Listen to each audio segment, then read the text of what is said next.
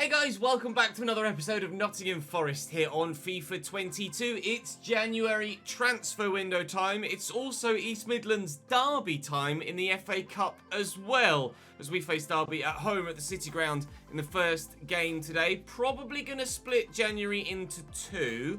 So we'll have Derby to start and then Southampton, depending if we beat Derby, which fingers crossed we will. We should have another FA Cup game drawn later in the month. My initial plan is to sign Mangala, as that now has actually gone through in real life as well, and then we'll wait before potentially confirming the optional loan fee or optional permanent fee from the loan of Nico Williams from Liverpool. It's £8 million, so it's perfectly agreeable, perfectly affordable. But we'll just play it by ear with regards to what else happens in this window. Of course, the plan is to bring Mangala in to play in midfield and drop Yates from from centre mid to centre back. I would like, if possible, to loan Panzo out, and he could potentially go out and get some first team football elsewhere, just as he has done in real life. However, of course, he's trying to force a move, so I may end up actually being in a position where I'm forced to sell Jonathan Panzo and am not able to keep him as a Nottingham Forest player. I've given him plenty of first team football. He's played 18 of the 21 Premier League games so far this season, but still unhappy, still submitted a transfer request. Still, I can't do anything to try and keep him at the club. McKenna is transfer listed, so he hopefully will leave us in this window. And Yates, let's see how long he has left on that development plan to train him to a centre-back. In fact, I thought I'd already done it. I think I did it before the game bugged on me, before that West Brom game. That's annoying. So 32 weeks is what it will take for Ryan Yates to become a centre-back. So he'll be a centre-back by next season. Well, his overall goes down one, but if you look at the boosts on the individual stats, actually, he's still perfectly agreeable in that position. So I don't think that's going to cause too many issues whatsoever. So I'm quite happy then, actually, to throw him into that centre-back spot, regardless of the fact that he's not actually officially a centre-back yet. The chief executive reckons we'll have to offer about 19.5 to be able to get the deal done. I'm not sure what the fee was IRL. If you do know, then let me know in the comment section down below, and we'll see how our deal compares. I'll start low at like 17, and you never know, they may even accept that, which indeed they do. A 79 rated Mangala is coming to Nottingham Forest just as he did in real life. Absolutely perfect, as we're agreeing contract terms with him here. Just want to say a quick hello to Jordan, who I met at the weekend at a friend's wedding. Appreciate the support, mate. You and your brother. Thank you very much indeed. Hopefully you'll be with us for the long-term future as well. Good to meet you at the weekend. I hope you had a good night on Saturday at Sam's wedding. Right, let's get Mangala signed and in, shall we? Disregard the release clause. He does want quite a chunk wage-wise, but that's fair enough. And I think considering we're getting him under value, I can afford to spend a little bit more on his wages and not feel like I've been ripped off a little bit there financially. And of course, this is now leaving us comfortably enough money to be able to afford Nico Williams's transfer fee as well. So that's gone really well for us to start the day today. We'll move Yates to centre-back. Panzo will drop initially probably to the bench, actually. And then Mangala is going to go straight into the starting lineup, and that is going to be great. Still waiting to sell Cafu and McKenna, Grabban and Swan. We've got a lot of players we're going to still be looking to get out, as well as Zande Silva as well. Some call for Maxwell Cornet to come in and play at cam ahead of Brennan Johnson.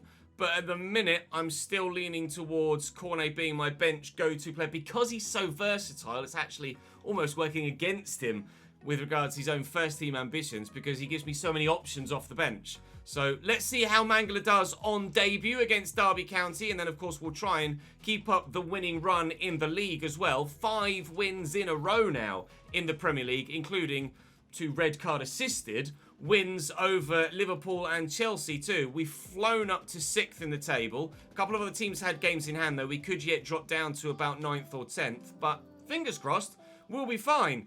And other teams will drop points. Right, join me then in the East Midlands derby, as Bruges have offered me Clinton Matter plus 2.4 million.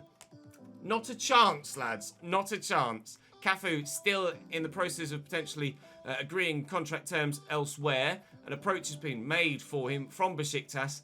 that is for a pre-contract. So we have a number of players actually that are running out of contract, and it looks like rather than being able to sell them, they're just going to sign for other teams, which is fine. Keeps the squad bulked out for the rest of the season, but does mean we will have a number of positions to fill in the squad for next year. But I'm quite happy with that. Right, I think we're good for now.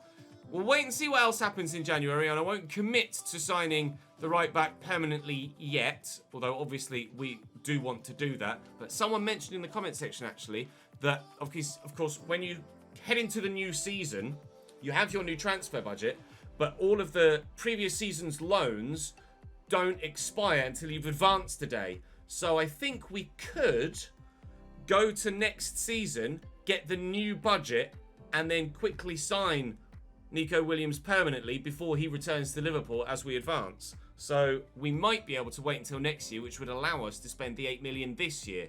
However, it might make sense to spend the 8 million this year so that we don't dent unnecessarily next year's potential transfer budget, which could be heavily boosted if we're able to get a European spot. But we can only do that if we either win the FA Cup or finish in the top 6 or 7. So let's try and do both if we possibly can, starting, eventually, finally, with this game against Derby County. As ever, drop the video a like if you're enjoying the save, and make sure you leave your feedback in the comment section down below.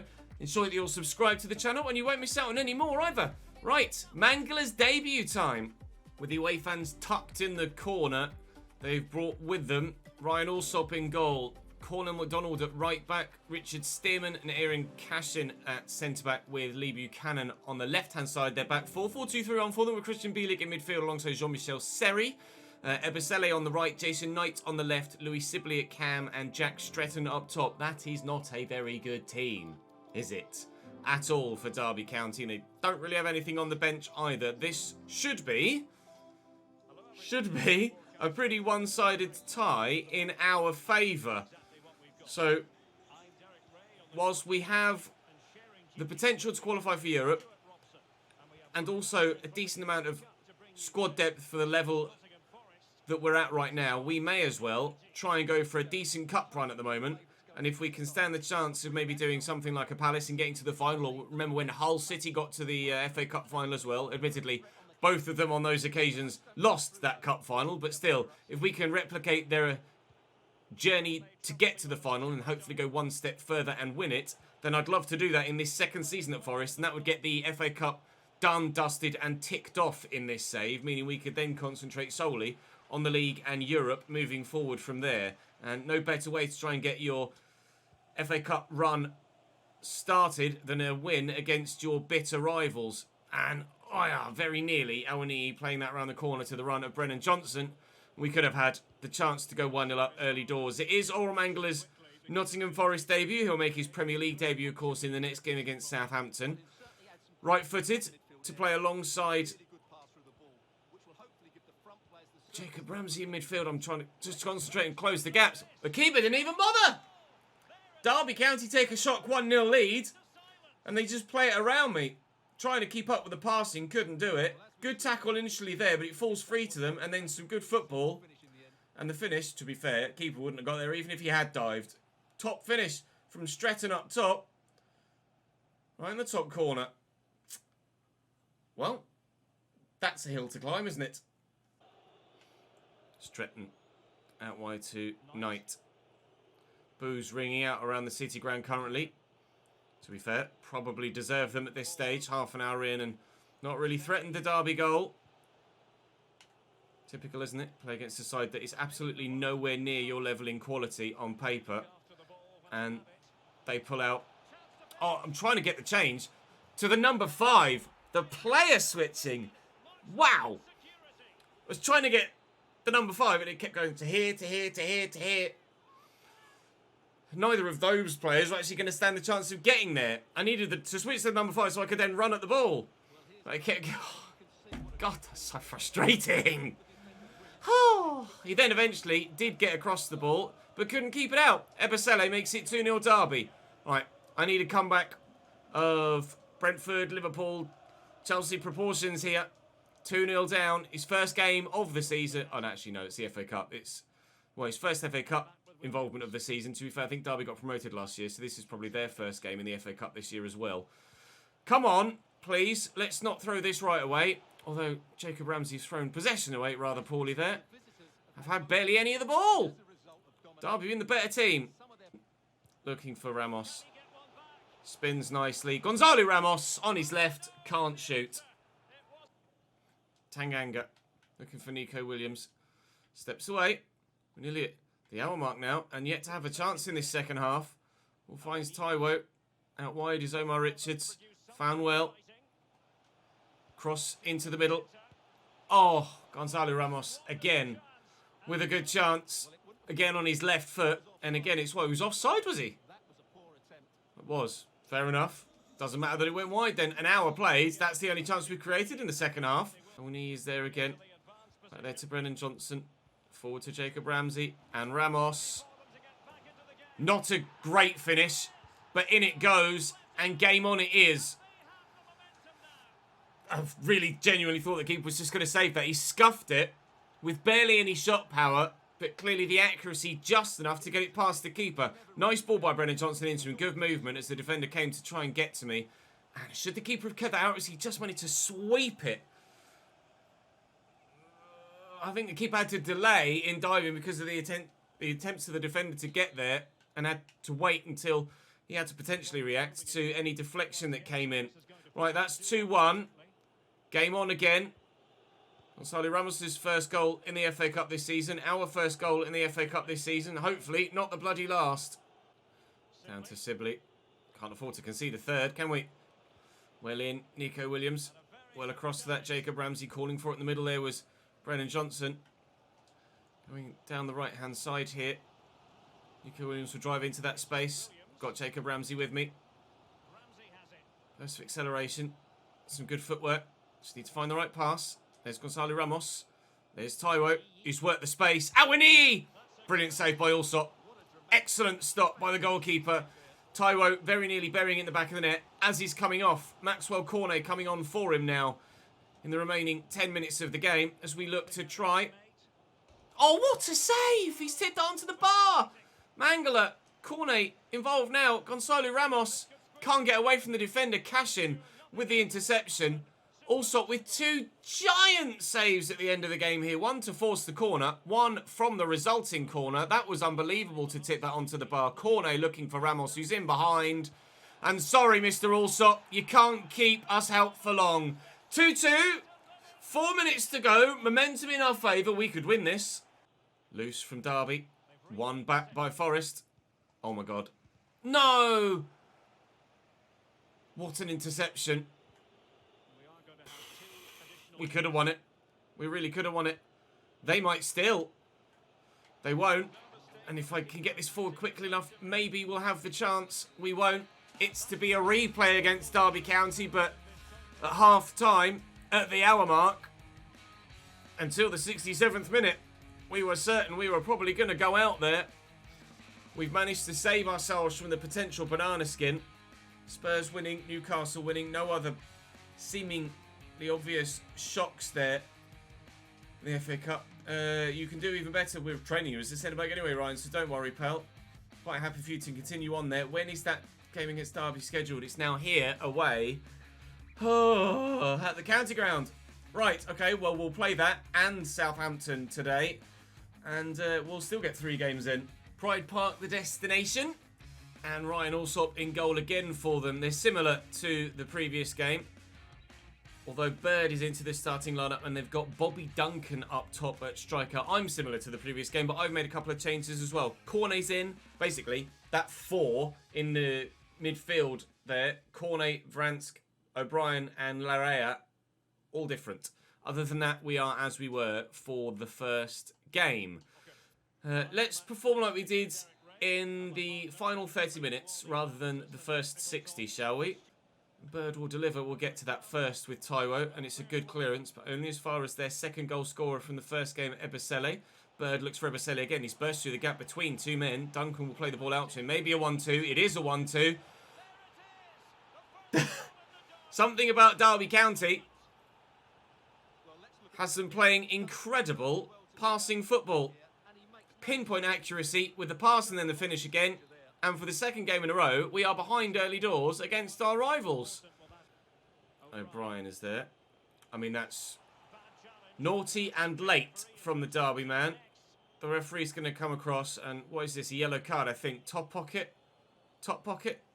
Yes, just a yellow card for Max Bird. I was slightly apprehensive there, thinking there may have been a red on the way. Can Vrance get that around the corner to Cornet? He can. Can we stand up into the middle to a teammate? You're damn right we can. Brennan Johnson on the volley. Buries it into the back of the net, and we're back level, and it hasn't taken us an hour to do so this time. Just 5 minutes. The shot right down the middle of the goal, but I'm really enjoying the manual crossing now. I could be so much more accurate with it. Just shot power too much for the keeper. Ryan also made some very good saves in the first game, but he's not kept that out, and we're level again. O'Brien to Richie Larea, who's driving on forwards. Gonzalo Ramos, nice turn. Johnson, Taiwo's in. He's right behind the defensive line here. There's no way this isn't 2-1 Nottingham Forest. They gave us something to worry about on our patch. We've returned the favour now. 2-1 up in the 25th, and surely, we see this through from here. Picked off by Yates. Niakate, that was supposed to go to this centre-back. Look at the way they've changed their game plan now, Derby. They are pressing, trying to force the issue in this second half, trying to get themselves back in it. It's not going to work, though, I don't think. It's a lovely take by Brennan Johnson. I need the support, and here it comes. Larea will look for Brennan again, but it's picked off nicely. Nearly at the hour mark. This is when our comeback began in the first game. Are Derby going to try and channel some of that themselves? And we're going to see another comeback from behind in the FA Cup in this replay. If we can see this win through, then there will be another FA Cup game drawn in the month of January, I anticipate. Yates wins that header well. Taiwo rises brilliantly, and Cornet shows great physicality there to turn. O'Brien, slightly heavy touch, tried to just slide and ensure he got there, but can't keep possession. Southampton coming in the league. And I do have to bear that in mind with the players I have on the field at the moment. We do have half-decent squad depth at the minute, and that will improve drastically next season, absolutely, when we lose a number of our fringe players. Bobby Duncan with a woeful effort. It was almost to the minute when we scored our first goal in the last game. But he's absolutely balls that up. Something terrible. Johnson wide to Richie Larea again. Inside there to O'Brien. Still trying to get that third goal just to make sure. Is he onside there? Larea he was. We'll cross it in. It's blocked, but it hit an arm. Never mind. Oh, Sot makes sure that Derby is still in the game. Could that be vital come the final whistle? Just see it out from here. Pass it around a little bit and make sure we get the dub. Derby, credit to them, have played very well over the course of the 2 games. And certainly given us more of a test than some Premier League sides this season. But in the end, the quality shows. It might even show with a third goal. It could have done if that ball had found its way through. Derby game. Sorry, Derby. You're out the FA Cup. Harder than I anticipated, but job done. Right, Southampton in the Prem next. Transfer bid for Scott McKenna in the meantime, which will certainly be open to. 8.5 million bid by Almeria, which is by a margin the best bid that we've had for him at any point in this save. To be fair, my executive records, I can only get up to 9.3, so I'm quite willing to just accept that from Almeria. Fair play to him coming in and offering a decent valuation, or decent bid, sorry, above valuation. Now, a bid here, Andy Palmard, 74 rated 22-year-old centre-back, bid for Ryan Yates plus 7 million. I'm going to turn that down. Yates still with the captain's armband here in the team, and after being dropped back to centre-back, not necessarily dropped, I'll think about it, Maxwell, but at the minute, you are my go-to versatility player, and to be honest, everybody else is fully fit, so that's not a problem. Right, Southampton are 18th in the league, should be straightforward. We've got Chelsea away in the FA Cup. That's slightly more difficult than Derby County, isn't it? Okay, well, Southampton to end today, and then tomorrow, things get pretty difficult in the FA Cup. We are 9th in the table. 3 points above 11th placed Spurs and 2 points off 4th placed Arsenal. I'd be happy with just Europa League or Europa Conference League, but if we can sneak a Champions League spot, I'll take it all day long. Just the one change for me with Panzo coming in for a tired Tanganga. Outside of that, the side looks as you would expect it to. Southampton with a deeper 4-4-2. Alex McCarthy in goal. Livramento, Salisu, Benrak and Perro with Romeu and Dominguez in midfield. Moy Gomez on the right and Vincenzo Griffo on the left, the former Freiburg man. And Che Adams up top alongside Jonathan David. 82 rated Jonathan David. On the bench, some decent options. If the lower rated Derby gave us some problems, then absolutely Southampton can do the same.